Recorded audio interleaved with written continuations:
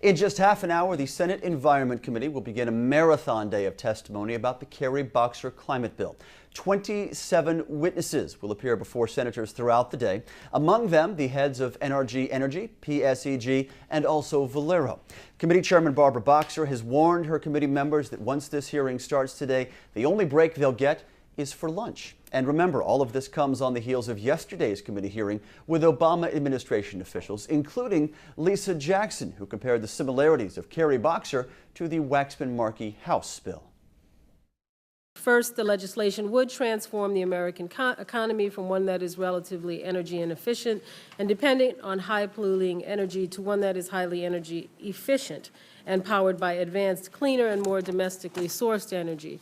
Second, the legislation would bring about that transformation at a cost well below 50 cents per day per American household in 2020. Third, the region-by-region cost differences would be small.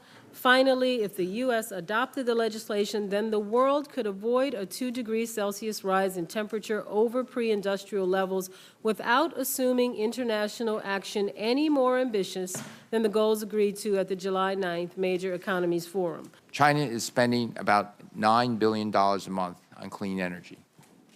It is also investing $44 billion by 2012 and $88 billion by 2020 in ultra-high voltage transmission lines.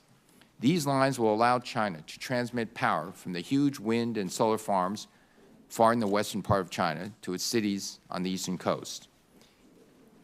While every country's transmission needs are different, this is a clear sign of China's commitment to developing renewable energy. Testifying alongside Chu and Jackson, Interior Secretary Ken Salazar, also FERC Chairman John Wellinghoff.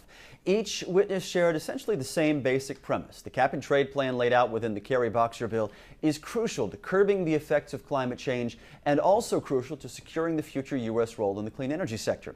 While Republican committee members were unified in their criticism of the plan, Democrats showed some fissures in terms of their support. Among those voicing concerns, Max Baucus, whose Finance Committee should also have a chance to shape this final legislation.